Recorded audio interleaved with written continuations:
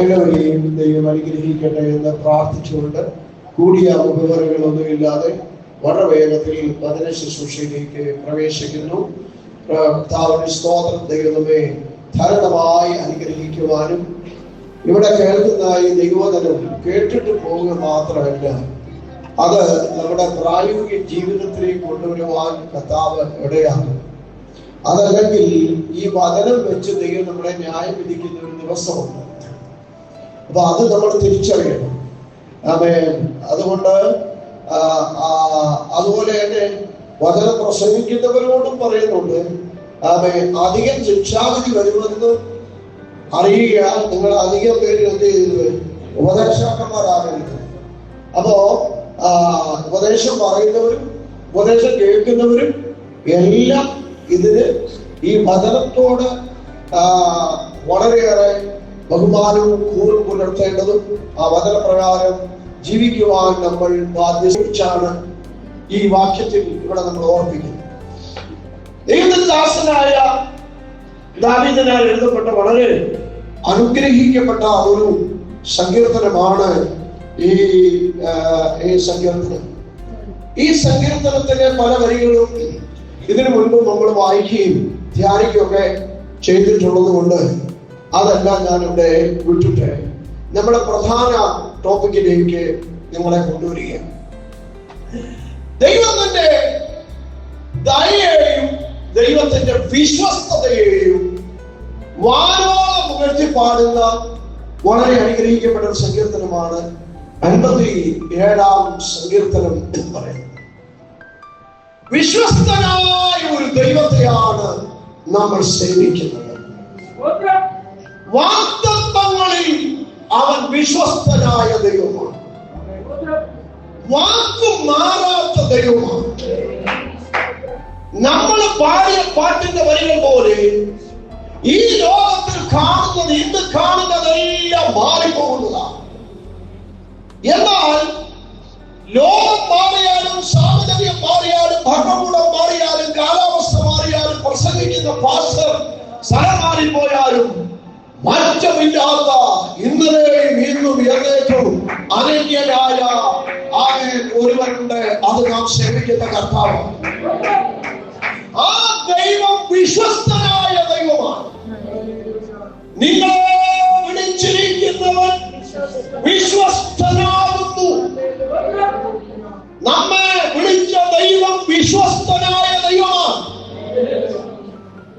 ആ വിശ്വസ്തനായ ദൈവത്തെ സേവിക്കുന്ന ദൈവമക്കളായ നാമും വിശ്വസ്തരായിരിക്കണമെന്ന് ദൈവത്തിന് നിർബന്ധമുണ്ട്. ദൈവത്തിന്റെ സ്തോത്രം. അവന്റെ വിശ്വസ്തത എന്ന് പറയുന്നത് മേഘങ്ങളോളം എത്തുന്നു. അപ്പൊ അത് എത്ര വിശാലമാണ്. ഈ മുറ്റത്തോട് മേലോട്ട് നോക്കുമ്പോൾ നമ്മുടെ തലയ്ക്ക് മീതിലുള്ള ആകാശം അതെത്ര മാത്രം ഉയർന്നിരിക്കുന്നു. ആകാശം ഭൂമിക്ക് മീതെ ഉയർന്നിരിക്കുന്ന പോലെ അവന്റെ ദയ അവന്റെ ഭക്തന്മാരോട് വലുതാണ്. അപ്പൊ ദൈവത്തിന്റെ ദയയെയും വിശ്വസ്തതയുമാണ് ഈ വാക്യം നമ്മെ ഓർപ്പിക്കുന്നത്. നിന്റെ ദയ ആകാശത്തോളം, നിന്റെ വിശ്വസ്തത മേഘങ്ങളോളം വലുതല്ലോ. അതുകൊണ്ട് ദൈവത്തെ വിശ്വസ്തരായ ആ ദൈവത്തെ സേവിക്കുന്ന ദൈവമക്കൾ ഒരിക്കലും അവിശ്വസ്തരാകാൻ പാടില്ല. ദൈവം നമ്മെ ആത്മാർത്ഥമായി സ്നേഹിക്കുമ്പോൾ, ദൈവം നമ്മളോട് വിശ്വസ്തനായിരിക്കുമ്പോൾ ആ ദൈവത്തോട് വിശ്വസ്തത പുലർത്തേണ്ടത് നമ്മുടെ ധാർമ്മികമായ ഉത്തരവാദിത്തമാണ്. അതുകൊണ്ട് സ്മുർന്ന സഭയ്ക്ക് ലേഖനം എഴുതിയപ്പോൾ ദൈവത്തിന്റെ ദാസൻ അവിടെ കർത്താവ് ആ സഭയോട് പറയുന്നത് മരണപര്യന്തം വിശ്വസ്തൻ ആയി. അപ്പോൾ മരണപര്യന്തം വിശ്വസ്തരായിരിക്കണം. ഏതെല്ലാം കാര്യങ്ങളിൽ വിശ്വസ്തരായിരിക്കണം. അതാണ് നമ്മൾ ഇവിടെ ചിന്തിക്കുവാനായിട്ട് പോകുന്നത്. ഏതൊക്കെ കാര്യങ്ങളിൽ നമ്മൾ വിശ്വസ്തരായിരിക്കണമെന്ന് ദൈവം ആഗ്രഹിക്കുന്നു അഥവാ ദൈവം നമ്മൾ പറയുന്നു എന്നുള്ളതാണ് ഞാൻ ഇനി പറയാനായിട്ട് പോകുന്നത്.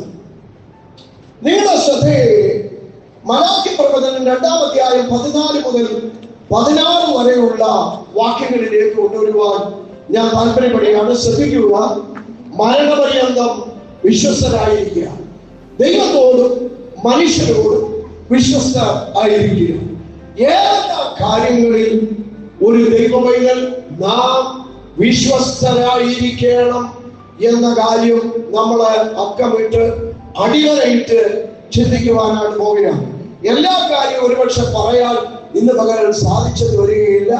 എന്നാൽ മുഖ്യമായും നിങ്ങളോട് പറയാൻ എനിക്ക് പ്രേരണ ലഭിച്ചതും ഞാൻ ആഗ്രഹിക്കുന്നതുമായ 1-2 കാര്യങ്ങളിലേക്ക് ശ്രദ്ധയെ കൊണ്ടുവരുന്നു. മലാക്കി പ്രവചനം 2:14 മുതൽ 16 വരെ. എന്നാൽ നിങ്ങൾ ഇച്ചിരൂടെ ഉറക്കായിട്ട് വയ്ക്കും, വായന നല്ലതാണ്, പക്ഷേ ഇച്ചിരൂടെ സ്ട്രോങ്. എന്നാൽ നിങ്ങൾ അത് എന്തുകൊണ്ട് എന്ന് ചോദിക്കുന്നു. നിനക്കും യഹോവ നിനക്കും നീ അവിശ്വസ്തത കാണിച്ചിരിക്കുന്ന നിന്റെ യൗവനത്തിലെ ഭാര്യയ്ക്കും മതിയെ സാക്ഷിയായിരിക്കുന്നത് കൊണ്ട് തന്നെ അവൾ നിന്റെ കൂട്ടാളിയും നിന്റെ ധർമ്മഭക്തിയുമല്ലോ. ലേശം പോലും സുബോധം ശേഷിച്ചിരിക്കുന്ന സഹോദരന്മാരെല്ലാം കേട്ടോ, ലേശം പോലും സുബോധം ശേഷിച്ചിരിക്കുന്ന ഒരുത്തനും ഒരിക്കലും അങ്ങനെ ചെയ്യുകയില്ല. എന്നാൽ ആ ഒരുത്തൻ എന്തു ചെയ്തു? ദൈവം വാഗ്ദാനം ചെയ്ത സന്തതിയെ അവൻ അന്വേഷിച്ചു. നിങ്ങളുടെ ഉള്ളിൽ സൂക്ഷിച്ചുകൊള്ളുവിൻ. തന്റെ യൗവനത്തിലെ ഭാര്യയോട് ആരും അവിശ്വസ്തത കാണിക്കരുത്. കാര്യം ഏറെക്കുറെ വാക്യം വായിച്ചപ്പോ ഞാൻ എന്നാ പറയാൻ വരുന്നത് കുറച്ചു പേർക്ക് പിടികിട്ടി കാണുമെന്ന് വിചാരിക്കുക. അപ്പോ നമ്മൾ ഏതെല്ലാം കാര്യങ്ങളിൽ വിശ്വസ്തരായിരിക്കണം എന്നതാണ് നമ്മുടെ ചിന്താധാര. അപ്പോ ആ കാര്യം നമ്മളിവിടെ ചിന്തിക്കുമ്പോ അതിന്റെ ഏറ്റവും പ്രധാനപ്പെട്ട ഭാഗം ഞാൻ ഓർപ്പിക്കുകയാണ്. കുടുംബ ജീവിതത്തിൽ ഭാര്യ ഭർത്താക്കന്മാർ വിശ്വസ്തരായിരിക്കണം. എനിക്കറിയാം കല്യാണ ശുശ്രൂഷയല്ല, പക്ഷേ സഭായോഗമാണെങ്കിലും ഈ വിഷയം ഇവിടെ വന്നിരിക്കുന്ന എല്ലാ കുടുംബസ്ഥരും വളരെ കൃത്യമായി അറിഞ്ഞിരിക്കേണ്ട ഭാഗമാണ്. ദൈവിക വ്യവസ്ഥിതിയിലെ ഏറ്റവും പ്രധാനപ്പെട്ട ഒന്നാണ് കുടുംബം എന്ന് പറയുന്നത്. ശ്രദ്ധിക്കുന്നുണ്ടോ എല്ലാവരും? ശ്രദ്ധിക്കുന്നുണ്ടല്ലോ. വളരെ അറിഞ്ഞിരിക്കേണ്ട കാര്യം. ചുമ്മാ കുറെ ബഹളം വെച്ച് കൈയടിച്ച് പോയിട്ടൊന്നും കാര്യമില്ലത്. അറിയേണ്ട കാര്യങ്ങൾ അറിയണം. കൂടുതൽ രോഗശാന്തി മാത്രം പറഞ്ഞിട്ട് കാര്യമില്ല. വളരെ കൃത്യതയോടുകൂടി കൈമാറേണ്ട ചില ദൂതുകൾ ഇവിടെ ഇരിക്കുന്ന പലർക്കും ആവശ്യമുള്ള കാര്യമാണ് പറയുന്നത്. അപ്പോ ദൈവിക വ്യവസ്ഥിതിയിലെ ഏറ്റവും പ്രധാനപ്പെട്ട കാര്യമാണ് നമ്മുടെ കുടുംബം എന്ന് പറയുന്നത്. കുടുംബത്തിന് ദൈവം നൽകിയ പ്രാധാന്യത്തെ കുറിച്ച് അറിയാമോ? ദൈവം ഇവിടെ ആദ്യം സ്ഥാപിച്ച ഒരു സ്ഥാപനം എന്ന് പറയുന്നത് കുടുംബമാണ്.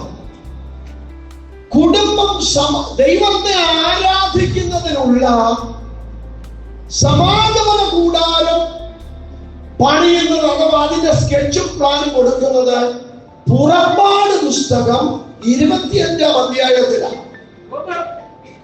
അതെ, ദൈവത്തെ ആരാധിക്കുന്നതിനുള്ള സമാഗമന കൂടാരം പണിയുന്ന അതിന്റെ പണിയെ കുറിച്ച് പറഞ്ഞിരിക്കും. എന്നാൽ ഉൽപ്പത്തി പുസ്തകത്തിൽ ദൈവത്തിന്റെ പരിശുദ്ധാത്മാവ് അവൻ പറയാം, അവിടെ വെച്ച് തന്നെ കുടുംബത്തെ കുറിച്ചുള്ള കാര്യം പറയാം. അപ്പൊ സമാഗമന കൂടാരം ഉണ്ടാക്കുന്നതിന് മുൻപ്, സഭ ഉണ്ടാക്കുന്നതിന് മുൻപ്, ലോകത്തിൽ മറ്റെന്തെങ്കിലും ദൈവം ഇവിടെ സ്ഥാപിക്കുന്നതിന് മുൻപ് ആദ്യം ദൈവം സ്ഥാപിച്ച സ്ഥാപനമാണ് കുടുംബം. ആ കുടുംബം ദൈവം സ്ഥാപിച്ചതിന് പിന്നിൽ ദൈവത്തിന് വലിയ ഉദ്ദേശമുണ്ട്. കുടുംബമില്ലെങ്കിൽ സഭയില്ല. ഇത്രയും കുടുംബങ്ങൾ ചേർന്നതാണ് ഈ സഭ. അപ്പോ കുടുംബമില്ലെങ്കിൽ സഭയില്ല. അപ്പോ കുടുംബമില്ലെങ്കിൽ ആരാധിക്കാൻ ആളില്ല. അപ്പോ കുടുംബം എന്ന് പറയുന്നത് വളരെയധികം പ്രധാനപ്പെട്ട ഒന്നാണ്. അതുകൊണ്ട് ഇവിടെ വന്നിരിക്കുന്ന കുടുംബസ്ഥരായ എല്ലാവരോടും എനിക്ക് പറയാനുള്ളത്, കുടുംബത്തെ ചേർത്ത് പിടിച്ചോണം. അവനവന്റെ കുടുംബത്തെ എന്ത് ചെയ്തോണം? ചേർത്ത് പിടിച്ചോണം. സ്തോത്രം. അത് വളരെ ശക്തമായി ഞാൻ സഹോദരന്മാരോടും സഹോദരിമാരോടും ഞാനിവിടെ ഓർമ്മിക്കും. നിങ്ങളുടെ കല്യാണ സമയത്ത് നിങ്ങൾ വേറെ ചിന്തകളൊക്കെയായിരുന്നു. അങ്ങനെ ഈ പ്രസംഗം നിങ്ങൾ കേട്ടിട്ടില്ല. അത്ര കടന്ന് ഈ പരിപാടി കിട്ടിയാണ്. എല്ലാ ടെൻഷനും അവിടെ അതിലെ കാട്ടറിയാണ് കൊടുക്കുന്നത് നോക്കുക, ഇവിടുത്തെ വീഡിയോക്കാരനെ നോക്കി അവൻ ഫോട്ടോ എടുക്കുമ്പോൾ ചിരിച്ചോണ്ടിരിക്കുക. അതൊക്കെയായിരുന്നു മതി. ഇത് കേൾക്കാത്തവരല്ല, ഇന്ന് കേട്ടോളാം, കുറച്ചെങ്കിലും കേട്ടോളാം. ഇപ്പൊ ഒരു പ്രശ്നം, വീഡിയോക്കാരില്ല, ക്യാമറക്കാരില്ല, ആരുമില്ല, ഇവിടെ കാറ്ററിയാറില്ല. അപ്പൊ ശാന്തമായിട്ട് ഇങ്ങനെ ഇരിക്കുകയാണ്. കർത്താവ് അപ്പൊ കേട്ടോ. അപ്പൊ അതുകൊണ്ട് നമ്മളെ ശാന്തമായിട്ട് ചില കാര്യങ്ങൾ കേൾക്കാൻ പോവുകയാണ്. കല്യാണം കഴിക്കാൻ പോകുന്നവരൊക്കെ കൂടെ കേട്ടോ, അവർക്ക് വേണ്ടിയില്ല. അപ്പൊ ഏറ്റവും ഞാൻ ഊന്നി പറയുന്ന പ്രധാന കാര്യം സ്തോത്രം, കുടുംബത്തോട് വിശ്വസ്തരായിരിക്കണം. ദൈവിക വ്യവസ്ഥയിലെ ഏറ്റവും പ്രധാനപ്പെട്ട സ്ഥാപനം കുടുംബമാണ്. കുടുംബം ചലിക്കുന്ന പാതയിലൂടെയാണ് ലോകം മുൻപോട്ട് പോകുന്നത്. അതുകൊണ്ട് കുടുംബത്തിലുണ്ടാകുന്ന പൊട്ടലും ചീച്ചലും പൊട്ടിത്തെറികളും അത് സമൂഹത്തെ ബാധിക്കും, സഭയെ ബാധിക്കും. കുടുംബത്തിനകത്ത് അടി ഉണ്ടാക്കിയിട്ട് സഭായോഗത്തിലൂടെ വന്നിരുന്ന ഇവിടെ തീപോലെ ഇറങ്ങണം പറഞ്ഞാൽ ഇറങ്ങുമോ? എന്റെ മണ്ടാ തീ ഇറങ്ങും, ന്യായവിധിയുടെ തീ. അപ്പോ അടിയുണ്ടാക്കി വന്നത് ഉള്ളിലുണ്ടെന്ന് അപ്പൊ അവരൊക്കെ കേൾക്കേണ്ട കാര്യം, കല്യാണത്തിന് കേൾക്കാത്തവരൊക്കെ കേൾക്കട്ടെ. അപ്പൊ കുടുംബത്തോട് വിശ്വസ്തത പുലർത്തണം, വളരെ ഗൗരവമുള്ള കാര്യം. കുടുംബത്തോട് ഒരിക്കലും അവിശ്വസ്തത കാണിക്കാനായിട്ട് പാടില്ല. ഭൂമിയിലെ പർദീസയാണ് കുടുംബം എന്നാണ് പറയപ്പെടുന്നത്. ഭൂമിയിലെ പർദീസയാണ്. നാസ്തികനായ ഇംഗർസോൺ, അയാളെ കുറിച്ച് നിങ്ങൾ കേട്ടിട്ടുണ്ടായിരിക്കും. ദൈവം ഇല്ല എന്ന് പറയുന്ന ആളാണ് ഇംഗർസോൺ. അതിന്റെ പ്രധാന ഇംഗർസോൺ. അദ്ദേഹം ഒരിക്കല് പറഞ്ഞൊരു കാര്യം, ദൈവം ഉണ്ടോ ഇല്ല എന്ന് എനിക്കറിയത്തില്ല, സ്വർഗം ഉണ്ടോ നരകം ഉണ്ടോ എന്നൊന്നും ഞാൻ വിശ്വസിക്കുന്നില്ല, എനിക്കത് അറിയത്തില്ല, ഞാനൊന്നത് വിശ്വസിക്കുന്നില്ല. പക്ഷെ എന്റെ സ്വർഗം എന്ന് പറയുന്നത് ഒരു നാസ്തികൻ പറഞ്ഞ കാര്യമാണ്. അതിനകത്ത് ഇച്ചിരി കുട്ടൻ സ്വർഗം കൊണ്ടാണ് ഞാനിത് പറയുന്നത്. അങ്ങനെ പറഞ്ഞത്, എന്റെ സ്വർഗം എന്ന് പറയുന്നത് പകൽ അന്തിയോളം ജോലി ചെയ്ത് ക്ഷീണിച്ച് തളർന്ന മനസ്സുമായി ക്ഷീണിച്ച് തളർന്ന് വീട്ടിലേക്ക് കയറി വരുമ്പോ ഒരു ചെറിയ പുഞ്ചിരിയോടെ ഒരു കപ്പ് ചായയുമായി ചൂട് ചായയുമായി എന്നെ എതിരേൽക്കുന്ന എന്റെ ഭാര്യയും വീട്ടിൽ വന്ന് കയറിയാൽ ഉടനെ തന്നെ എന്റെ കൈകളിൽ തൂങ്ങി ഊഞ്ഞാലാടുകയും ചെയ്യുന്ന എന്റെ കുഞ്ഞുങ്ങളും അടങ്ങുന്ന എന്റെ കുടുംബമാണ് ഈ ഭൂമിയിലെ പർദീസ. ദൈവമില്ലാത്തൊരു മനുഷ്യൻ പറഞ്ഞ സ്വർഗമുണ്ടോ വരവുണ്ടോ എന്ന് എനിക്കറിയത്തില്ല. പക്ഷെ എന്റെ സ്വർഗം എന്ന് പറയുന്നത് ക്ഷീണിച്ചും തളർന്നും കുഴഞ്ഞ് വീട്ടിലോട്ട് കയറി വരുമ്പോ സന്തോഷത്തോടെ സ്വീകരിച്ച് ക്ഷീണമറിഞ്ഞ് എന്റെ ആ പ്രയാസങ്ങൾ മനസ്സിലാക്കി ഒരു ചൂട് ചായയുമായി എന്നെ എതിരേൽക്കുന്ന എന്റെ ഭാര്യയും വീട്ടിൽ വന്ന് ഞാൻ കസേരയിൽ ഇരുന്നാലുടൻ എന്റെ കൈകളിൽ തൂങ്ങി ഊഞ്ഞാലാടി ഉമ്മ വെക്കുന്ന എന്റെ കുഞ്ഞുങ്ങളും അടങ്ങുന്നതാണ് എന്റെ പർദീസ. പ്രിയപ്പെട്ടവരെ, കവി പാടിയ ഒരു വാക്കുണ്ട്, നമുക്ക് നാമേ പണിവത് നാഗം നരകവും അതുപോലെ. നമ്മൾ ശ്രമിച്ചാൽ ഇവിടെ സ്വർഗം പണിയാം. ഭക്തന്റെ ഭവനം പരദേശയാകണമെന്നാണ് ദൈവം ആഗ്രഹിക്കുന്നത്. ദൈവം നമ്മുടെ വീട്ടിൽ പാർക്കാൻ ആഗ്രഹിക്കുന്നു. അതുകൊണ്ട് നമ്മുടെ കുടുംബം വളരെ പ്രധാനപ്പെട്ടതാണ്. കുടുംബത്തോട് നാം വിശ്വസ്തത, ആ കുടുംബത്തിൽ ഭാര്യ ഭർത്താക്കന്മാർ വിശ്വസ്തരായിരിക്കണം. വിവാഹമോചനം വല്ലാതെ കൂടിക്കൊണ്ടിരിക്കുന്ന ഒരു കാലഘട്ടത്തിലാണ്. പണ്ട് നിങ്ങൾ അറിയാമോ, ഇത്ര വിദ്യാഭ്യാസമില്ലായിരുന്നു, ഇത്ര പണമില്ലായിരുന്നു, സൗകര്യമില്ലായിരുന്നു, ഒന്നുമില്ലായിരുന്നു. പക്ഷേ അന്നൊന്ന് ഇതുപോലെ കുടുംബ കോടതി ഇല്ലായിരുന്നു. ഇവിടെ കുടുംബത്തെ ചേർത്ത് പിടിക്കാൻ നമ്മുടെ മാതാപിതാക്കൾ അങ്ങേയറ്റം ശ്രമിച്ചു. ഭാര്യയും ഭർത്താവും കൂടെ അടിയുണ്ടാക്കി വീട്ടിൽ വന്നിരുന്ന അമ്മ അപ്പനും കാര്യം ചോദിച്ചിട്ട്, ഇവിടുന്ന് കൊണ്ടുവന്ന് നീയേ ഇവിടെ വന്ന് നിൽക്കാനല്ല നിന്നെ കെട്ടിച്ചു വിട്ട, ഇടത്തിൽ ഒരു 3-4 കൂടി ഈ വീട്ടിലുണ്ട്, നീ ഇങ്ങനെ ഇവിടെ വന്ന് അടിയും പിടിയും ഉണ്ടാക്കി ഇവിടെ വന്ന് നിന്നാ ഇതുങ്ങളെ ഭാവി പോകും. അതുകൊണ്ട് മര്യാദയ്ക്ക് പോയി അവിടെ അടങ്ങി ഒതുക്കി അവിടെ നിന്നോളം പറഞ്ഞ് കൊണ്ടുവന്ന് വിടുന്ന അമ്മമാരുണ്ടായിരുന്നു. ഇത് ഇവിടുന്ന് കെട്ടിച്ചു വിടുമ്പോഴേ ഫോൺ വിളിയോ, മോളെ ചായ കുടിച്ചോ, ഇന്ന് എന്താ കഴിച്ചത്, എന്താണ് കൂട്ടാൻ, ഓരോന്നും ഒരു പണിയില്ല. അവര് പോണത് അവർ വിദ്യാഭ്യാസം അവരല്ല നിങ്ങൾ പറഞ്ഞാലേ അവർ കഴിക്കത്തുള്ളൂ. അമ്മായിയത്തരങ്ങളുണ്ട്, ആദരവുണ്ട്. ഈ കണ്ട ഉണ്ടാൻ വേണ്ടി ഓതി ഇതെല്ലാം ഉണ്ടിച്ച് മുണ്ടക്കുവാനായി. ഞാൻ ഈ കഴിഞ്ഞ കൗൺസിലിൽ ചർച്ച ചെയ്ത ഞങ്ങളുടെ കാര്യങ്ങളാണ് ഈ നിലയിൽ നടക്കുന്ന വിവാഹ മോചനങ്ങൾ. അടുത്ത കൊച്ചു പിള്ളേരെ കല്യാണം കഴിഞ്ഞ് 1 മാസം കഴിഞ്ഞതിന് മുമ്പ് ഡൈവേഴ്സ് ആവുക. അവരുടെ ഭാവി എന്താണ്? ചെറിയ കാര്യമാണോ? കല്യാണം കഴിഞ്ഞ് 2 മാസം ആകുന്നതിന് മുമ്പ് വിവാഹമോചനം നേടി ഒരുമിച്ച് ജീവിക്കാൻ കഴിയാതിരുന്ന ആ പെണ്ണിന്റെ ഭാവി എന്ന് ചെറുക്കനെ സംബന്ധിച്ചിടത്തോളം, പെൺകുട്ടികളൊക്കെ വളരെ ശ്രദ്ധിച്ചോളും. ചെറുക്കന്മാർക്ക് അവരുടെ ചെറുക്കന്മാരെ ഞങ്ങൾ സാന്ദ്രമെന്ന് വിചാരിക്കുന്നു. കർത്താവ് സ്തോത്രം.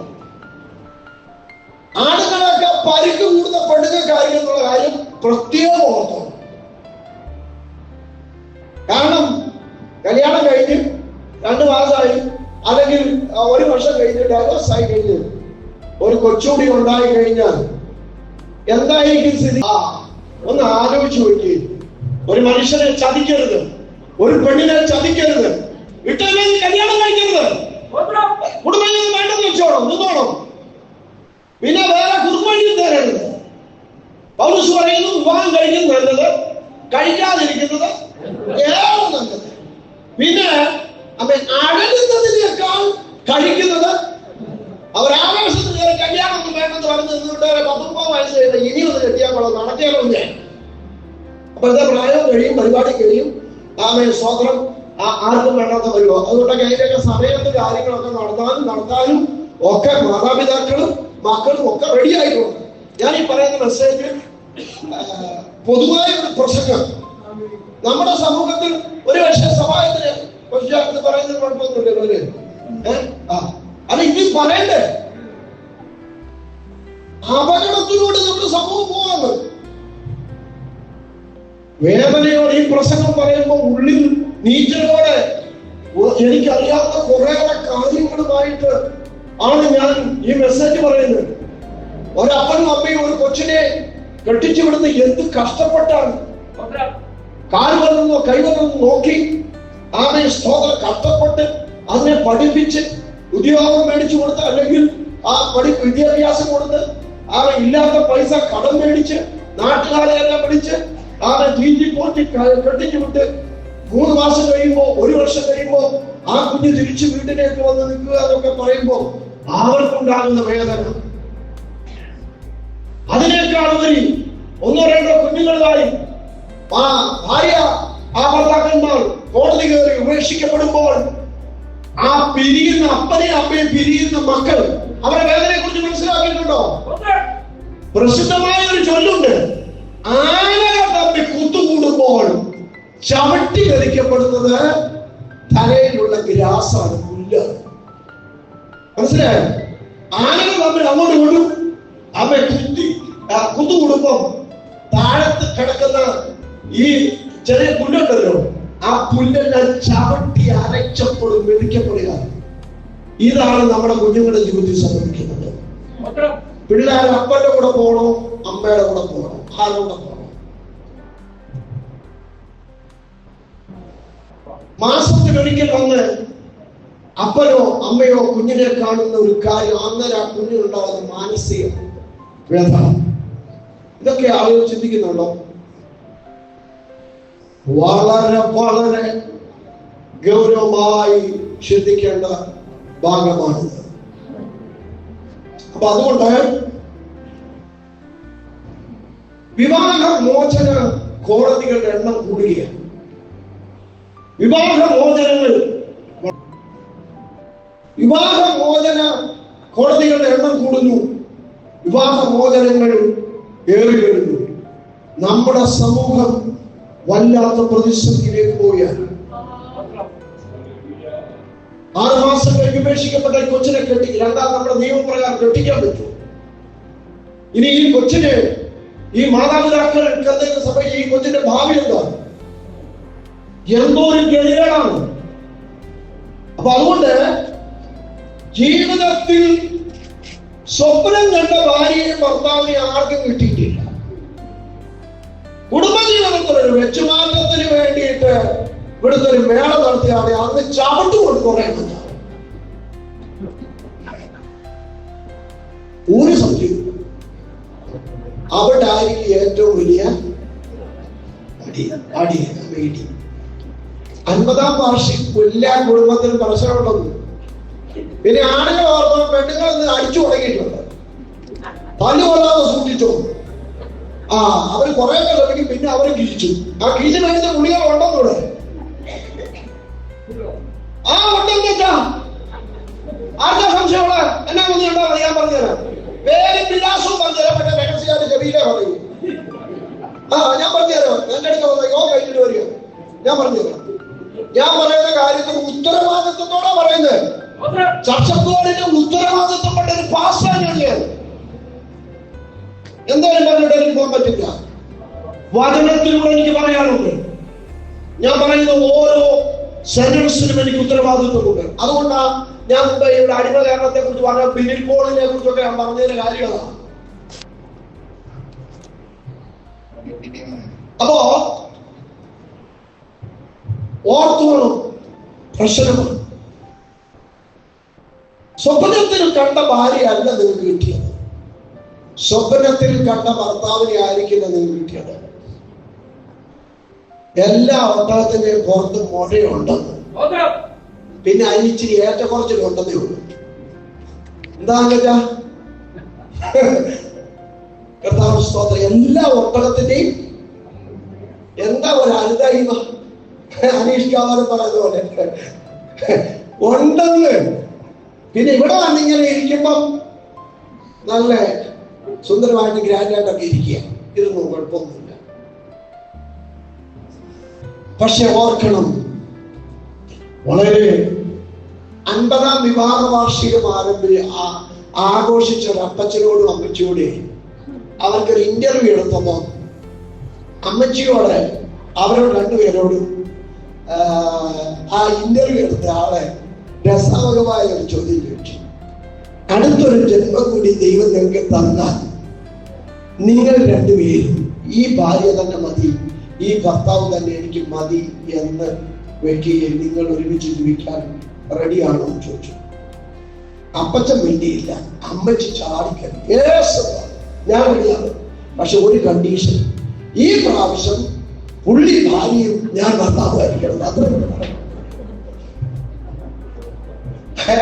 സംഗതി ഒരു കുഴപ്പമില്ല. അടുത്ത ജന്മത്തിൽ ഒരുമിച്ച് ജീവിക്കാൻ ഞാൻ റെഡിയാണ്. പക്ഷെ ഒരു കണ്ടീഷൻ, ഇത്രയും ഞാനില്ലായിരുന്നു ഭാര്യ, ഇനി അടുത്ത ജന്മത്തിൽ പുള്ളി ഭാര്യയും ഞാൻ ഭർത്താവായിരിക്കണം. അതങ്ങനെയാണ് തയ്യാറാണ്. രസകരമായിട്ട് തോന്നിയാൽ അതിനകത്തൊക്കെ കുട്ടൻസ് ഉണ്ടെന്ന്. അപ്പോ കുടുംബം എന്ന് പറയുമ്പോൾ ആ കുടുംബം വളരെ പ്രധാനപ്പെട്ടതാണ്. ദൈവിക വ്യവസ്ഥയിലെ ഏറ്റവും പ്രധാന സുപ്രധാന സംഭവമാണ്. നിങ്ങളുടെ കുടുംബത്തിലെ സ്തോത്രം, നിങ്ങളുടെ കുടുംബം ദൈവത്തിന്റെ, നിങ്ങളെ തമ്മിൽ കൂട്ടി യോജിപ്പിച്ച ദൈവമാണെന്ന്, നിങ്ങൾ ഉടമ്പടി ചെയ്യുന്നത് ദൈവസന്നിധിയിലാണെന്ന് സത്യപ്രതിജ്ഞ ചെയ്താണ് നിങ്ങൾ കുടുംബജീവിതത്തിലെ പ്രവേശിച്ചത്.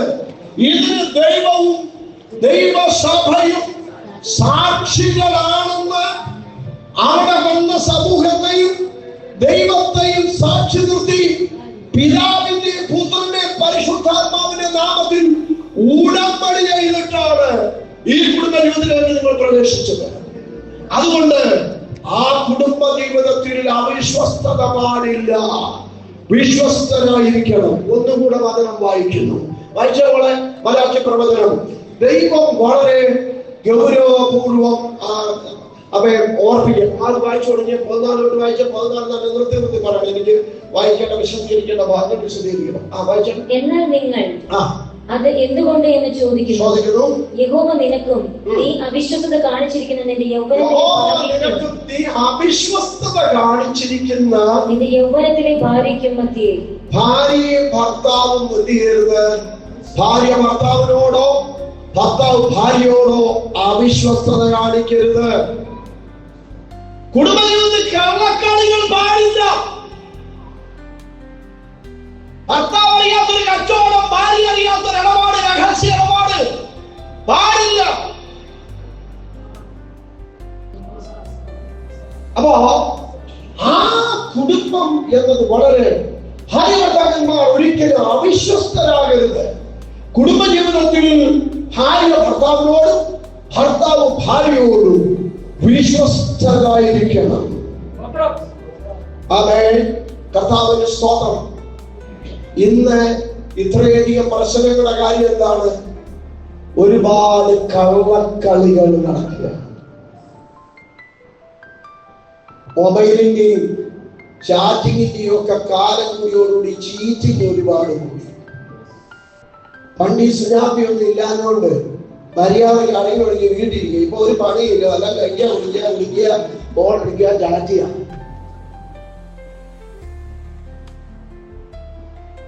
അവസാനം കളി ബോളായി കഴിയുമ്പോ പിന്നെ ചീച്ചിട്ട് കഴിഞ്ഞിട്ടൊന്നും കാര്യമില്ല, ചീച്ചി പിന്നിട്ടൊന്നും കാര്യമില്ല. നേരത്തെ ഓർക്കണം, പണി 8ന്റെ പണി വരുന്നുണ്ട്. കുറച്ചു കാലമൊക്കെ ഒരു പ്രസിദ്ധമായ ചിന്ത, കുറെ കാലം നിങ്ങൾക്ക് എല്ലാവരെയും കേൾക്കണേ, നല്ലോണം ചിന്തിക്കുന്നവർക്ക് എവിടെ ചെറിയ പുള്ളി എന്താ വെളിപ്പെടു തന്നെ ചിന്തിക്കുന്നവർക്ക് മാത്രമേ എവിടെ കിട്ടൂ, അല്ലാത്തവർ ഒരു പിടിയും കിട്ടുക. കുറെ കാലം നിങ്ങൾക്ക് എല്ലാവരെയും,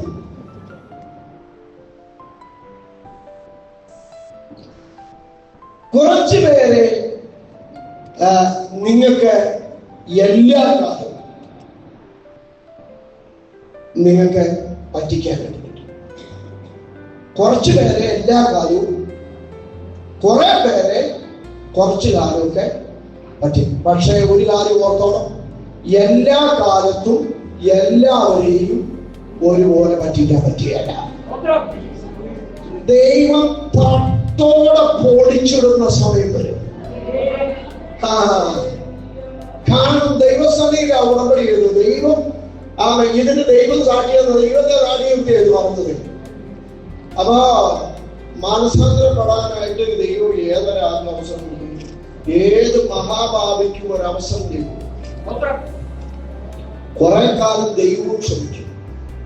മടങ്ങി വരുമോ, മാനസാന്തരപ്പെടുമോ, യഥാസ്ഥാനപ്പെടുമോ, തെറ്റുതിരുത്തുമോ എന്നൊക്കെ നോക്കി ദൈവം കുറെ കാലം.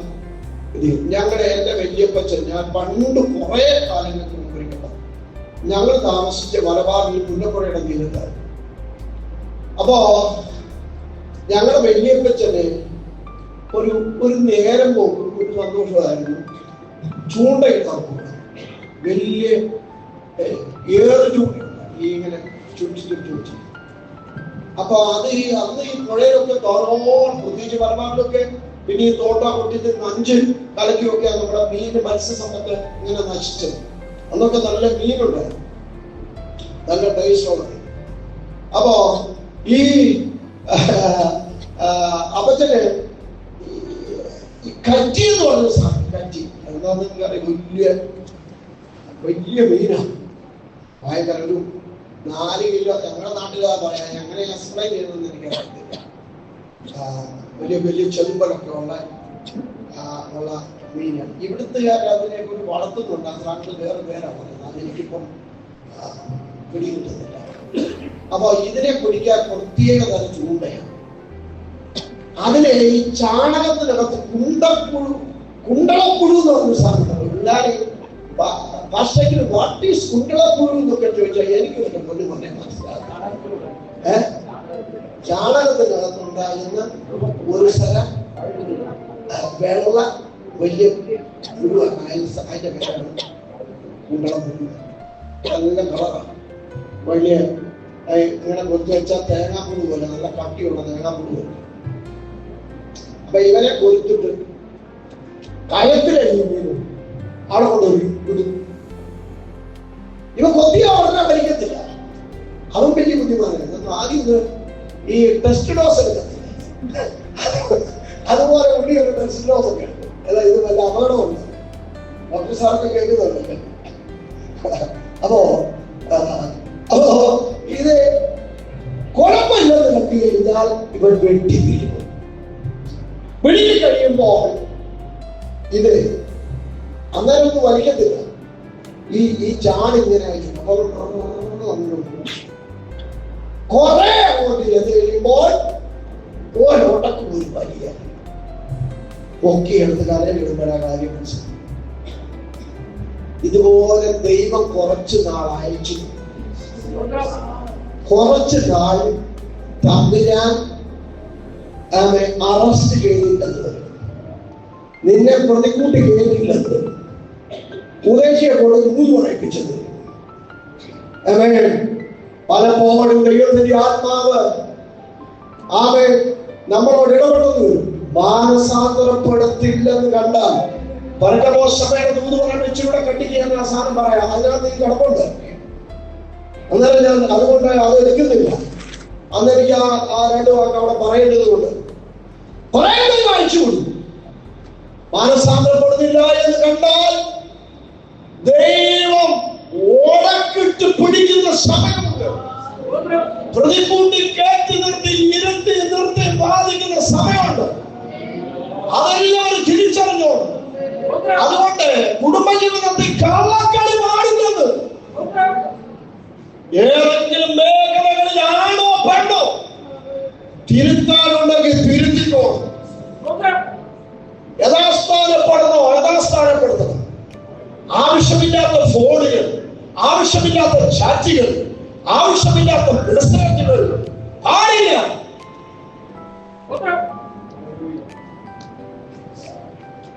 ശരിയല്ലാത്ത ഇടപാടുകൾ അപ്പോഴേ ബ്ലോക്ക് ചെയ്തു. വേണ്ടിയൊന്നുമില്ല. നിങ്ങളുടെ ജീവിതം നന്നാണ്, കുടുംബം കുട്ടിച്ചോറാവാതിരിക്കണം, ഭാവി സ്പോയിലാവാതിരിക്കണം, അത് വേണം. അപ്പോ ആരും എന്ത് ചെയ്യാൻ പാടില്ല? തന്റെ യൗവനത്തിലെ ഭാര്യയോട് അവിശ്വസ്തത കാണിക്കരുത്. കുടുംബജീവിതത്തിൽ വിശ്വസ്തരായിരിക്കണം. ഭാര്യ ഭർത്താവിനോടും ഭർത്താവ് ഭാര്യയോടും വിശ്വസ്തരായിരിക്കണം. താഴോട്ട് വായിച്ചോളെ, വേഗം മുമ്പോട്ട് പോകാം. നമുക്ക് വർക്കമായിരുന്നു പോലെ യഹോവ നിനക്കും നീ അവിശ്വസ്തത കാണിച്ചിരിക്കുന്ന നിന്റെ യൗവനത്തിലെ ഭാര്യയ്ക്കും മധ്യേ സാക്ഷിയാണ്. ഓർത്തോളം ഇതിനെല്ലാം ഒരാൾ എന്ത് ചെയ്യാണ്? സാക്ഷിയാണ്. രഹസ്യവും പരസ്യവുമായ സകല ഇടപാടുകൾക്ക് ഒരു സാക്ഷിയുണ്ട്. ഞാൻ ഇരിക്കുന്നതും ബാക്കി എല്ലാവരും പറയാം, എല്ലാവരും പുറപ്പാടാണോ? ചുമ്മാ ഇരിക്കല്ലേ, പറ. ഞാൻ ഇരിക്കുന്നതും എഴുന്നേൽക്കുന്നതും കിടപ്പും നീ ശോധന ചെയ്യുന്നു. പിന്നെ അവൻ നിന്റെ കൂട്ടുകാരിയും. അല്ല മോളെ, അതല്ല. അതെ, 119 പറഞ്ഞു.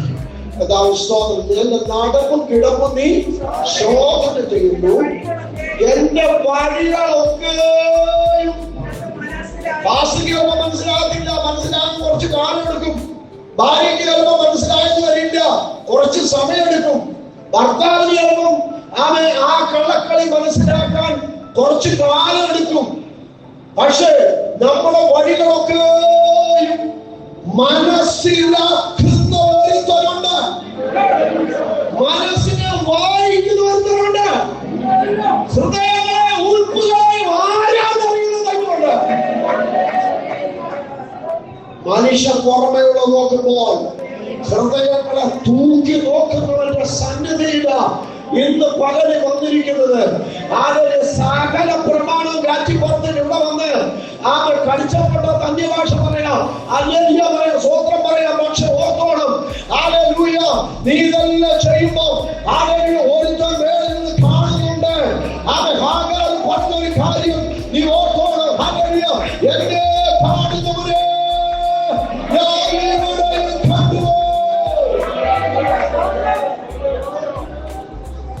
ആരും കാണുന്നില്ലെന്നും ആരും അറിയുന്നില്ലെന്നും ആർക്കും നിങ്ങൾക്ക് മാത്രം അറിയാവുന്നതുമായിരിക്കാം. പക്ഷെ കാലങ്ങൾ മുമ്പോട്ട് പോകുമ്പോൾ എല്ലാവരും അറിയപ്പെടും. അതുകൊണ്ട് ജീവിതം പവിത്രമായി നമ്മൾ സൂക്ഷിച്ചു. അപ്പോ മോളെ ഇരിക്കാം. അതെ മോളെ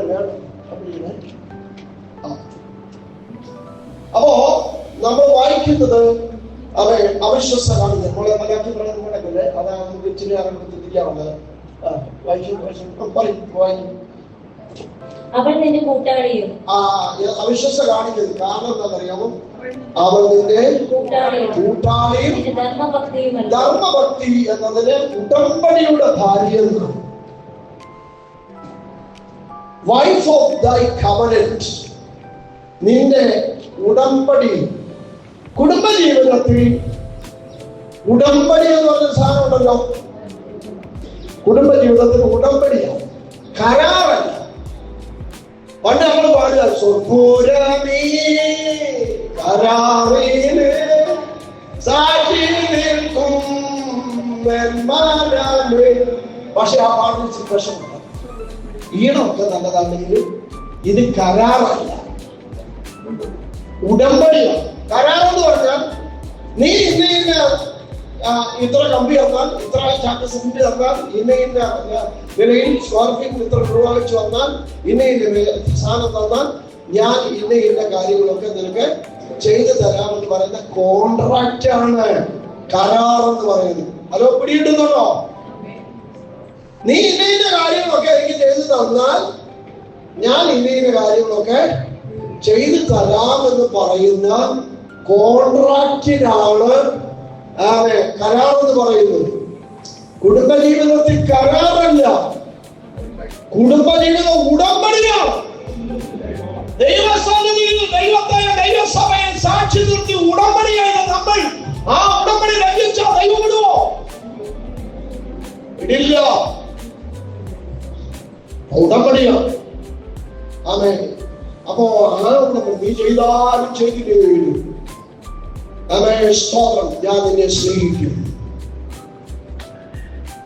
അപ്പോ ആ നിലകളിൽ നമ്മൾ സ്തോത്രം, നിനക്കും നിന്റെ യൗവനത്തിന്റെ ഭാര്യയ്ക്കും മധ്യേ സാക്ഷിയാണ്. ഇനി ഒരു കാര്യം ഇതുകൂടെ ഓർത്തോണം, അവൾ നിന്റെ കൂട്ടാളിയും ധർമ്മഭക്തി. അവസാനം വരെ പിണങ്ങിയായാലും അവസാനം വരെ കൂടെ കാണുന്നത് നിങ്ങളുടെ ഭാര്യയെ കാണുള്ളൂ, നിങ്ങളുടെ ഭർത്താവെ കാണുള്ളൂ. അല്ലേ നോക്കും, അല്ലേ വിവരം അറിയാം. ഇരുമ്പ് പഴുക്കുമ്പോ കൊല്ലനും കൊല്ലത്തിയെ കാണുള്ളൂ.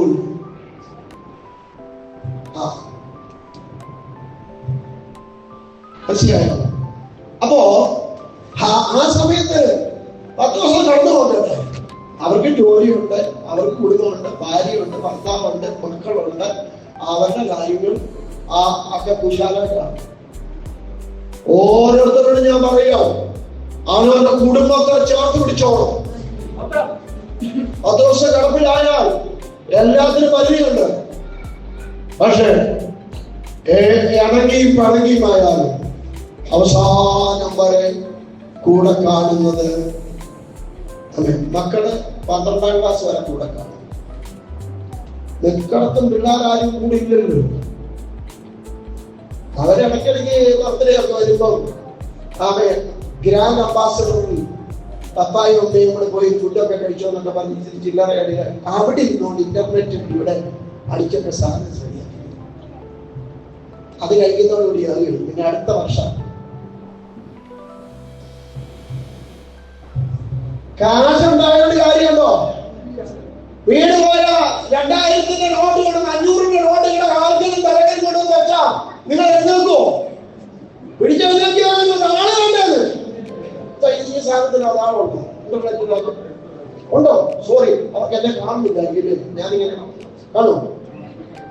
ഓൺലൈനിലുള്ളവർക്ക് പ്രത്യേക അതായത് ഞാനിങ്ങനെ ഇറങ്ങി നിന്ന് സംസാരിക്കുന്നതുകൊണ്ട് ആരൊക്കെ ഉണ്ടെന്ന് ഒരു പിടിയില്ല. ശൂന്യാകാശത്തിൽ ഇരിക്കുന്നവരാണ് ഞാൻ. എനിക്കിത് അറിയത്തില്ല. കാരണം ഞാൻ ഇവിടെ മുമ്പോട്ട് ഇറങ്ങി നിന്ന് സംസാരിക്കുന്നത് കൊണ്ട് ഓക്കെ. അപ്പോ ഞാനിങ്ങനെ ഇറങ്ങി നിന്ന് സംസാരിക്കുന്നതുകൊണ്ട് എനിക്ക് ഇതിന്റെ മുമ്പിൽ തന്നെ നിൽക്കാൻ പറ്റുന്നില്ല. അഞ്ചാറിന്റെ മുന്നിട്ട് ഫിക്സ് ചെയ്തോ.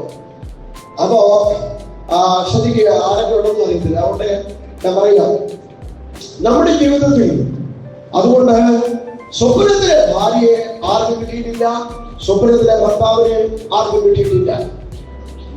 ജീവിതത്തിൽ മനുഷ്യൻ ഏറ്റക്കുറച്ചുള്ള ഒരാള് രണ്ടുപേർ ഒരുമിച്ച് ജീവിക്കുമ്പോ പ്രശ്നങ്ങളുണ്ടാകാം, അഭിപ്രായമുണ്ടാകാം, അഭിപ്രായ വ്യത്യാസങ്ങളുണ്ടാകാം. കാരണം നിങ്ങൾ ജനിച്ചു വളർന്ന സാഹചര്യം അല്ല നിങ്ങളുടെ ഭാര്യയുടെ വീട്ടിലെ, അവൾ വന്ന പശ്ചാത്തലമല്ല നിങ്ങളുടെ വീട്ടിലെ. ഇതൊക്കെ വ്യത്യസ്തമാണ്. ഒരു സീരിയലിൽ മാലിന്യ കമ്പനി ഇറക്കുന്ന കാറ് ഒരേ കളറായിരിക്കും. ആ ഒരു സീരിയലിലെ വണ്ടിയെല്ലാം ഒരേ മോഡലായിരിക്കും. എന്റെ വണ്ടി എർട്ടിക വണ്ടിയാണ്. 2014 ആണ് അത് എന്റെ മോഡൽ. ആ മോഡൽ ഇറങ്ങിയ വണ്ടികളെല്ലാം തിരിച്ചറിയുന്നത് എങ്ങനെയാണെന്നറിയാമോ? നമ്പർ പ്ലേറ്റ് വല്ല. പക്ഷേ ദൈവതമ്പുരാൻ സൃഷ്ടിച്ചല്ല. നമ്പർ പ്ലേറ്റ് ഇല്ലെങ്കിൽ എന്റെ കാറാണ് നിങ്ങള് ഒരു എർട്ടികയുടെ വെള്ള എർട്ടിക ഒരു 1000 വണ്ടി ഈ ഗ്രൗണ്ടിൽ കൊണ്ടിട്ടേക്കാന്ന് വിചാരിച്ചു. നമ്പർ പ്ലേറ്റ് ഇല്ലെങ്കിൽ നിങ്ങളുടെ വണ്ടി ഏതാന്ന് എങ്ങനെ കണ്ടുപിടിക്കും? മിടുക്കന്മാര് പറയും, ഞങ്ങളുടെ ഈ റിമോട്ട് ഉണ്ട്, ഞങ്ങൾ ഞെക്കി. ആനന്ദികന്മാര് ഇല്ലാതില്ല. പക്ഷേ പൊതുവായി നമ്മൾ കണ്ടുപിടിക്കുന്ന കാര്യം എന്താണ്? പൊതുവായി നമ്മൾ നമ്മുടെ വണ്ടി കണ്ടുപിടിക്കുന്നത് നമ്പർ പ്ലേറ്റ് ഉപയോഗിച്ചാണ്. നമ്മളെല്ലാവരും ഒരുപോലായിരുന്നെങ്കിൽ, ഒരേ കളർ, ഒരേ നീളം, ഒരേ ശബ്ദം, ഒരേ കണ്ണ്, ഒരേ നടത്തം, ഒരേ രീതികളാണ്. എന്റെ ഭർത്താവ് ഏതാ, എന്റെ ഭാര്യ ഏതാ, അങ്ങനെ തിരിച്ചു കാണുന്നതിനെ കുറിച്ച് ഭാര്യ പോയേക്കാത്ത കള്ളത്തിന്റെ ആള് പറയണം.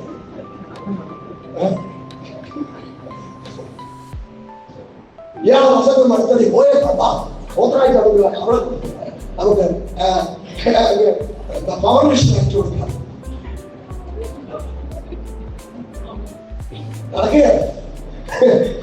നമ്പർ പ്ലേറ്റ് ആണ് അവൻ വണ്ടിയെ തിരിച്ചറിയുന്നത്. പക്ഷെ ഓർക്കുക, നിങ്ങളുടെ കണ്ണ് പോലെ വേറൊരു കണ്ണില്ല. നിങ്ങൾ എന്തിനാ വേഷങ്ങളെ സ്ഥാനം മേടിക്കാൻ വരുമ്പോ വെള്ളം കൊടുക്കാൻ പറയുന്നത്? തമ്മിൽ പ്രശ്നം എന്തിനാ? നിങ്ങളുടെ വെള്ളടിയാളം പോലെ വേറൊരാൾക്ക് ഇല്ലെന്ന്. ചെല്ലുമ്പോ എന്തിനാ കണ്ണിന്റെ ടെസ്റ്റ് എടുക്കുന്നത്? നിങ്ങളെ കണ്ണുപോലെ വേറൊരാൾക്ക് കണ്ണില്ല.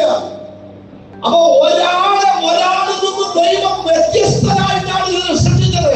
വ്യത്യസ്തമായ അഭിപ്രായങ്ങൾ, വ്യത്യസ്തമായ ശൈലികൾ, വ്യത്യസ്തമായ അനുഭവങ്ങൾ, വ്യത്യസ്തമായ കുടുംബം, ആ കുടുംബ പശ്ചാത്തലം, വ്യത്യസ്തമായ ശാരീരികമായ പ്രശ്നങ്ങൾ ഇതൊക്കെ ഉണ്ട്. ഇതെല്ലാം ഒരുമിപ്പിച്ച് സമന്വയിപ്പിച്ച് പ്രാർത്ഥിച്ച് ദൈവത്തെ ആശ്രയിച്ച് ദൈവത്തോടെ ഉടമ്പടി അനുസരിച്ച് കുടുംബ പ്രാർത്ഥന നടത്തി പ്രാർത്ഥിച്ച് പാടി ദൈവത്തെ ആശ്രയിച്ച് പോകുന്ന അനുഗ്രഹിക്കപ്പെട്ട കുടുംബമായി മാറണം. കുടുംബം എന്ന വാക്കിന്റെ ലളിതമായ അർത്ഥം പറഞ്ഞാൽ കൂടുമ്പോൾ ഇമ്പം എന്നുള്ള സ്നേഹത്തിന് വിശാല അർത്ഥം സ്നേഹത്തിന്റെയും അടുപ്പത്തിന്റെയും ആവാസ കേന്ദ്രം എന്നാണ്. അപ്പൊ കൂടുമ്പോൾ ഇമ്പം ഉണ്ടാകും, അതാ കുടുംബം. പക്ഷേ ഭാര്യ ഭർത്താവ് പിള്ളേരല്ലാതെ കൂടുമ്പോ അവിടെ ഭൂകമ്പമാണ് പലർത്തും. വടക്കും വഴക്കും, വാദവും തർക്കും, വിമർശനവും കുറ്റം പറിച്ച് ഇതെല്ലാം ഒഴിവാക്കപ്പെട്ടിട്ടുണ്ട്. ഈ കുടുംബം ദൈവമാണ് ഈ മനുഷ്യനെ എന്റെ കൂടെ കൂട്ടിച്ചേർത്തത്. ഇവിടെ സ്തോത്രം 800 കോടി മനുഷ്യരിൽ നിന്ന് 800 കോടി മനുഷ്യരിൽ നിന്ന് ദൈവം നിങ്ങൾക്ക് തെരഞ്ഞെടുത്ത് തന്ന ആളാണ് നിങ്ങളെ കൂട്ടാളി. ചില കല്യാണമൊക്കെ കണ്ടിട്ടില്ലേ? അമേരിക്കക്കാരൻ കണ്ണൂർ പോയി കല്യാണം കഴിക്കുന്നത് മലബാറിൽ ചെന്ന് ഈ നാട്ടിലേക്ക് വിടാതില്ല. ദൈവം തമ്പുരാൻ ഒന്നിനെ കണ്ടുവച്ചിട്ടുണ്ട്. നീ ജനിച്ചപ്പോ തന്നെ നിനക്ക് വേണ്ടിയുള്ള ഒന്നിനെ ദൈവം തമ്പുരാൻ കണ്ടുവച്ചിട്ടുണ്ട്. അതേ നടക്കും. അല്ലാത്തത് എന്റെ വാക്ക് പറഞ്ഞെന്ന് പറഞ്ഞാലും ചീറ്റിക്കും. അതേ നടക്കും. അത് വിധിച്ചതാ, തമ്പുരാൻ വിധിച്ചതാ. എന്ന് വിചാരിച്ചത് എന്റെ തലവേദിയാണെന്ന് പറഞ്ഞോണ്ട് പോണമെന്നല്ല ഞാൻ പറഞ്ഞത്.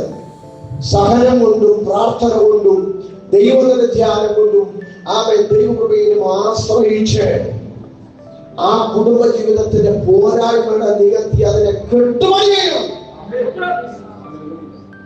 ഞാൻ ഒരുപാട് സാക്ഷി കേട്ട മനുഷ്യനാണ്. ഞാൻ ഈ പണി തുടങ്ങിയിട്ട് 45 വർഷമായി. ഞാൻ ഒരുപാട് നല്ല സാക്ഷ്യം കേട്ടിട്ടുണ്ട്, കള്ളസാക്ഷ്യം കേട്ടിട്ടുണ്ട്. സ്തോത്രം. പക്ഷെ അതെല്ലാം ഒന്നും എനിക്ക് ഓർമ്മയില്ല. പക്ഷെ ഞാൻ കേട്ട ഒരു സാക്ഷി, ഒരു 3-4 സാക്ഷികൾ എന്റെ ഓർമ്മയിൽ അതെന്റെ മനസ്സിനെ തട്ടിയുണ്ടായി.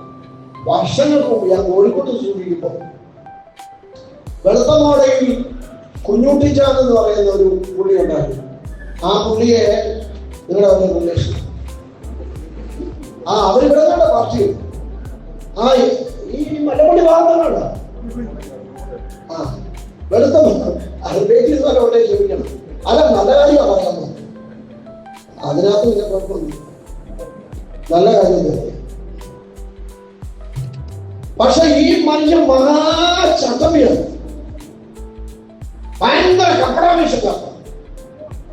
ഓണത്തിനൊക്കെ അന്ന് ഇന്നത്തെ പോലെയുള്ള പരിപാടിക്കൊക്കെ അന്നത്തെ കാരണമൊക്കെ ഈ പുള്ളി മീശ നാരങ്ങയൊക്കെ നിർത്തി പന്തായം കിട്ടുന്ന ആളാണ്. അങ്ങനൊക്കെ പഠിച്ചത്. 4 അരിക്ക് മുട്ട് വന്നിട്ടുണ്ട്, 4 ഇടിക്ക് പുള്ളിക്ക് ഒരു കുറവ് വന്നിട്ടുണ്ട്. നാട്ടുകാരും തന്നെ അങ്ങനെ ചട്ടവിയായി ജീവിച്ച മനുഷ്യനാണ് കുഞ്ഞുട്ടിക്കാൻ. അദ്ദേഹത്തിന്റെ ഭാര്യ കുഞ്ഞമ്മാമ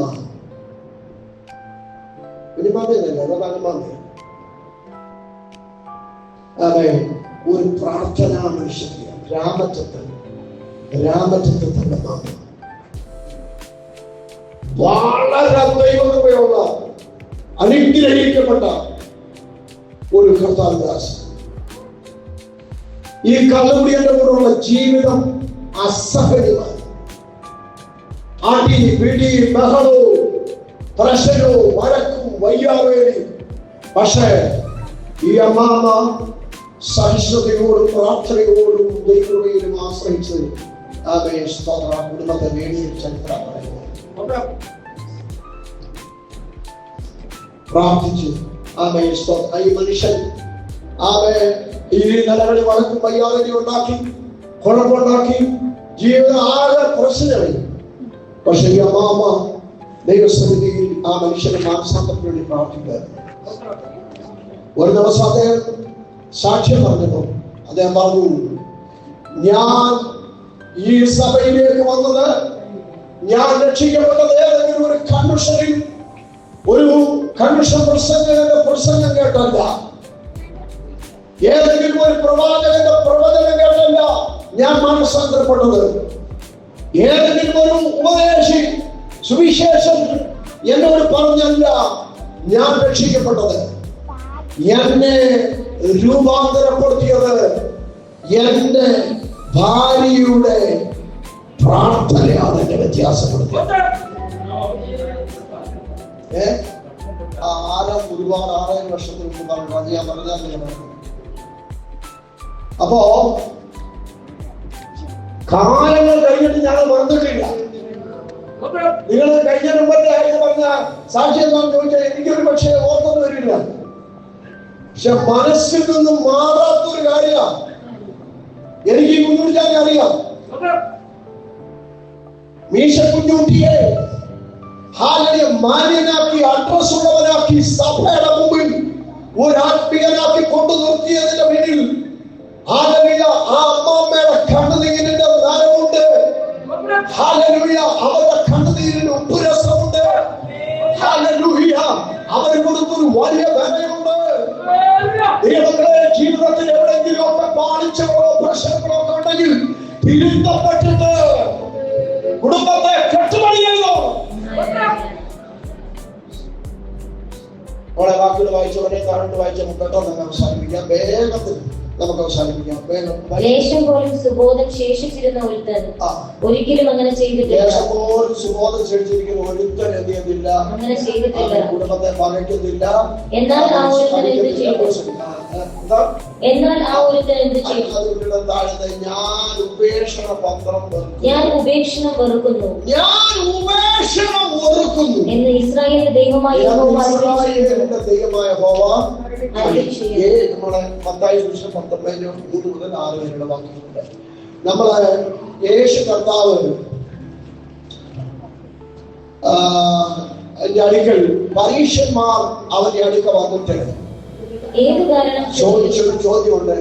ഏത് കാലം ചൊല്ലി ഭാര്യ ഉപേക്ഷിക്കുന്നത് വിഹിതമോ എന്നവനെ പരീക്ഷിച്ച് ചോദിച്ചു. അതിന് അവൻ സൃഷ്ടിച്ചവൻ ആദിയിൽ അവരെ ആണും പെണ്ണുമായി സൃഷ്ടിച്ചിരുന്നു. അത് നിമിത്തം മനുഷ്യൻ അപ്പനെയും അമ്മയും വിട്ട് ഭാര്യയോട് പറ്റിച്ചേരും, ഇരുവരും ഒരു ദേഹമായി തീരും എന്നരുളി ചെയ്തു എന്ന് നിങ്ങൾ വായിച്ചിട്ടില്ലയോ? അപ്പൊ അതുകൊണ്ട് ഒരു മേലാലല്ല, ഒരു ദൈവം. താഴോട്ടൊക്കെ വായിക്കുമ്പോ ഞാൻ അപ്പൊ ആളുകൾ ചോദിച്ചു, മോശ അങ്ങനെയാണ് ഉപേക്ഷണ പത്രം കൊടുത്തിട്ട് ഉപേക്ഷിക്കാൻ പറഞ്ഞിട്ടുണ്ടല്ലോ എന്ന്. അപ്പൊ കർത്താവ് പറഞ്ഞു, നിങ്ങളുടെ അറിയാമോ, നിങ്ങളുടെ ഹൃദയകാഠിന്യ നിമിത്തമാണ്.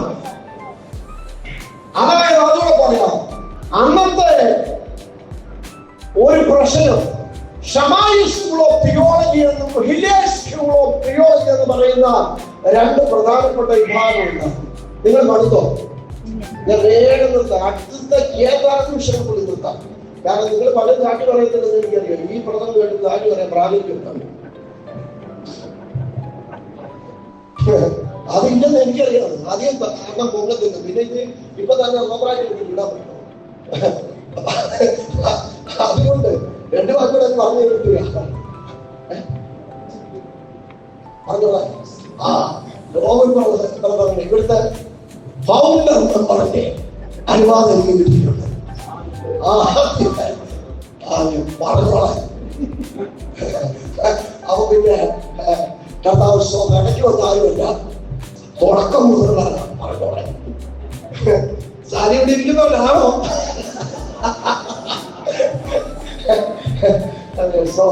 സന്തോഷം സ്വന്തം ചെയ്യാൻ പറയട്ടെ. ഞാൻ പറഞ്ഞു വരുന്ന കാര്യം, ഷമായി സ്കൂൾ ഓഫ് തിയോളജി എന്നും ഹിന്ദി സ്കൂൾ ഓഫ് തിയോളജി എന്ന് പറയുന്ന 2 വിഭാഗം. അതില് ഈ ഹില്ലേലുകാർ പറയുന്നത് ഏത് കാരണം ചെറിയാലും ഭാര്യയെ ഉപേക്ഷിക്കാം.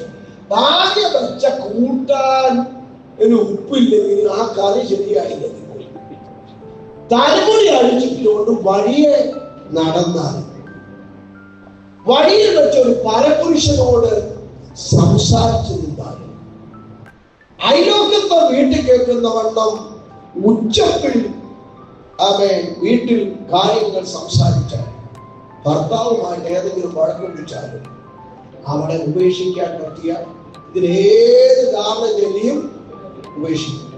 അങ്ങനെ ഉപേക്ഷിക്കപ്പെടുന്ന ഈ പെൺപിള്ളാരുടെ കാര്യം ഭയങ്കര കഷ്ടതയായി.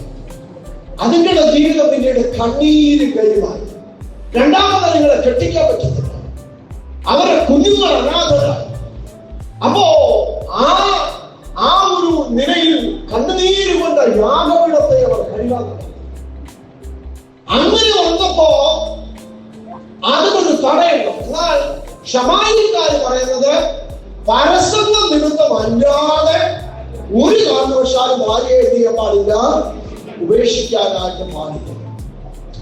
അപ്പൊ ഈ ഏത് കാര്യം കഴിഞ്ഞ് ഭാര്യയെ ഉപേക്ഷിക്കുന്ന ആളുകളുണ്ട്. അതുകൊണ്ട് അപ്പൊ ഈ പരിപാടിക്ക് ഒരു തടയിടാൻ വേണ്ടിയിട്ട് മോശ പറഞ്ഞു, ഇനി ഉപേക്ഷിക്കുകയാണെങ്കിൽ ഉപേക്ഷിക്കുന്നവർ ഉപേക്ഷണ പത്രം എഴുതി കൊടുത്തത് കാര്യകാരണ സഹിതം എന്തു കാര്യത്താലാണ് ഭാര്യയെ ഉപേക്ഷിക്കുന്നതെന്ന് ഉപേക്ഷണ പത്രം എഴുതി കൊടുത്തിട്ട് മാത്രമേ ഉപേക്ഷിക്കാവൂ.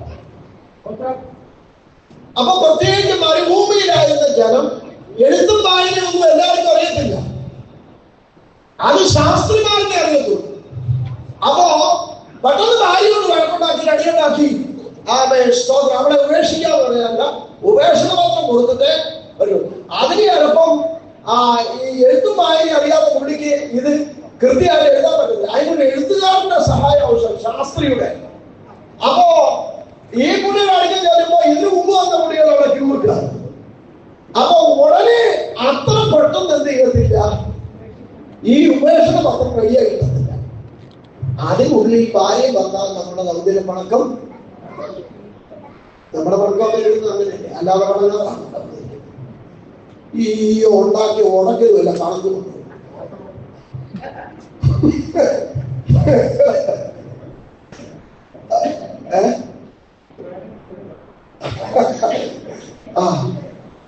ദൈവത്തമ്പരാമന്റെ കമ്പ്യൂട്ടർ കഴിക്കുമല്ലേ ചെയ്യാറില്ല. സഭായോഗത്തിൽ ഓരോ പുള്ളികൾ കാട്ടി പറയുന്നത് ഇതിലോട്ട് കഴിഞ്ഞ ഒരാഴ്ച ഉണ്ടാക്കിയ ഉടക്ക് എത്ര എണ്ണം യോഗത്തിൽ വരുമോ നന്നായി അറിയാം.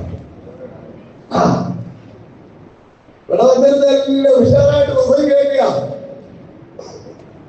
കർത്താവിന്റെ സ്വന്തം അപ്പോ ഓർക്കുക.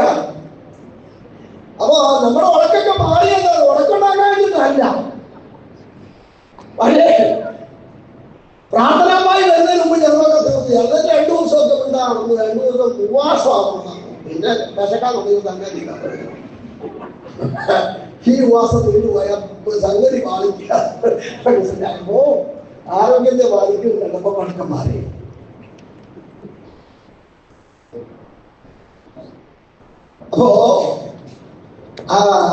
അപ്പൊ ഈ 3 ദിവസത്തെ ഈ ഉപേക്ഷണ പത്രത്തിനുള്ള നടക്കും, ശാസ്ത്രിയെ പോയി കാണാനുള്ള സമയമെടുപ്പും ഈ പരിപാടിയൊക്കെ അതിനിടയില് അവർ പറയാം അച്ഛാ പോട്ടെ, അന്നേരം ക്ഷമിക്കില്ല അച്ഛാ, അപ്പോഴത്തെ സാധനം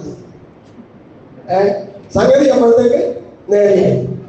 അപ്പൊ അതിനൊരു തടയിടാൻ വേണ്ടിയാണ് ഉപേക്ഷണപത്രം കൊടുത്തിട്ട് ഉപേക്ഷിക്കാനായിട്ട് പറഞ്ഞത്. നമ്മൾ 1000 വട്ടം കേട്ടിട്ടുണ്ടാക്കിയത്, പക്ഷെ എൻട്രൻസ് പിടിയിട്ടാത്തവർ ഇന്ന് അത് മനസ്സിലാക്കണം. അതാണ് ആ കാര്യം. ഞാൻ എന്റെ വാക്കുകൾ ഇവിടെ അവസാനിപ്പിക്കട്ടെ. നമ്മുടെ പ്രധാന വിഷയം ഞാൻ പറഞ്ഞു വരുന്നത് മരണപര്യന്തം വിശ്വസ്തരായിരിക്കാം. എന്താ ജീവകിരീടം പ്രാപിക്കും. വിശ്വസ്തരായ ഒരു ദൈവത്തെയാണ് സേവിക്കുന്നത്. നിങ്ങളെ വിളിച്ചവൻ വിശ്വസ്തനാകുന്നു. അവന്റെ ദയ ആകാശത്തോ, അവന്റെ വിശ്വസ്തത മേഘങ്ങളോ നടക്കുന്നു. വിശ്വസ്തയോടെ വാഗ്ദത്തങ്ങളിൽ വിശ്വസ്തനായ വിശ്വസ്ത ദൈവത്തെ സേവിക്കുന്ന ദൈവമക്കൾ ഞാനും നിങ്ങളും വിശ്വസ്തരായിരിക്കണമെന്ന് ദൈവത്തിന് ആഗ്രഹമുണ്ട്. അതിലേറ്റവും പ്രധാനപ്പെട്ട ഒരു കാര്യമാണ് ഞാൻ പറഞ്ഞത്. ദൈവിക വ്യവസ്ഥിതിയിലെ ഏറ്റവും പ്രധാനപ്പെട്ട കാര്യമാണ് കുടുംബം. സ്തോത്രം. ആ കുടുംബത്തോട് അവനവന്റെ കുടുംബത്തോട് വിശ്വസ്തത പുലർത്തണം. ആരും തന്റെ ഭാര്യയോടോ ആരും തന്റെ ഭർത്താവിനോടോ അവിശ്വസ്തത കാണിക്കരുത്. എന്തെങ്കിലുമൊക്കെ ചെറിയ സ്തോത്രം ചിറ്റലും ഒക്കെ ഉണ്ടെങ്കിൽ ഈ പ്രസംഗം കേട്ടിട്ട് പോയിട്ട് മാനസാന്തരപ്പെട്ട ഏറ്റുപറയേണ്ടത് ഏറ്റുപറയും. എന്റെ അച്ഛനാണ് എന്തും പറയാന്ന് അതിനൊന്നും ലൈസൻസ് പുസ്തകം തന്നിട്ടുണ്ടെന്ന്. എന്റെ ഭാര്യയാണ് അവളോട് എന്തും പറയാതെ തിരിച്ചടിക്കത്തില്ലെന്ന് വിചാരിച്ച് ഞാൻ പറയാവുന്നത് അനുവാദമില്ലെന്ന്. സ്തോത്രം. അതുകൊണ്ട് നമുക്ക് അന്ത്യത്തോളം വിശ്വസ്തരായിരിക്കാം.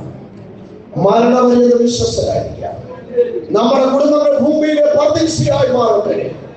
കുടുംബ കലഹങ്ങൾ മാറട്ടെ. അടിപിടികൾ നമ്മുടെ വീട്ടിലുണ്ടാകാതിരിക്കട്ടെ. പാട്ടും പ്രാർത്ഥനയും വചനജ്ഞാനം നമ്മുടെ വീട്ടിലുണ്ടാകട്ടെ. നമ്മുടെ തലമുറകൾ അത് കണ്ട് വളരട്ടെ. എന്റെ അപ്പൻ ഇങ്ങനെയാണ്, എന്റെ അമ്മ ഇങ്ങനെയാണ്, അവരിങ്ങനെയാണ് ജീവിച്ചു കാണിച്ചത്. പറയത്തൊക്കെ വേണം. അവർക്കൊരു റോൾ മോഡലായിട്ട് നമുക്ക് തീരാം. ഒരു മാതൃകയായിട്ട് നമുക്ക് തീരാം. അവർക്ക് ഒരു മോഡലായി നമുക്ക് തീരാം. അവരുടെ മുൻപാകെ മാതൃകയുള്ളവരായി നമുക്ക് ജീവിക്കാം. കർത്താവിന്റെ സ്തോത്രം. പരമാർത്ഥയോടെ വിശ്വസ്തയോടെ ദൈവത്തെ സ്നേഹിച്ച് അന്ത്യത്തോളം വിശ്വസ്തരായി നല്ല അന്ത്യം പ്രാപിക്കുവാൻ ദൈവമായ കർത്താവ് നമുക്ക് കൃപ നൽകട്ടെ എന്ന് പ്രാർത്ഥിച്ചുകൊണ്ട് ഞാൻ എന്റെ വാക്കുകൾ അവസാനിപ്പിക്കട്ടെ. നമ്മുടെ കരങ്ങളെ ഒന്ന് തട്ടി ദൈവത്തിന് മഹത്വം കൊടുക്കുക. ആ കൈകൾ അടിച്ചുകൊണ്ട് ദൈവത്തിന് മഹത്വം കൊടുക്കുക. കർത്താവിന്റെ സ്തോത്രം. പണിയപ്പെടുന്ന മേഖലകൾ പണിയപ്പെടുവാൻ, തിരുത്തപ്പെടേണ്ട ഭാഗങ്ങൾ തിരുത്തപ്പെടുവാൻ, യഥാസ്ഥാനപ്പെടേണ്ട ഭാഗങ്ങൾ യഥാസ്ഥാനപ്പെടാൻ ദൈവമായ കർത്താവ് നമ്മെ അനുഗ്രഹിക്കുമാറാകട്ടെ. തുടർന്നുള്ളതായ സമയം കുഞ്ഞുങ്ങൾക്ക് വേണ്ടി മാറ്റിവെക്കുന്നു. സമയം അവർ മുൻകൊണ്ട് വന്ന് വാക്യം പറയും.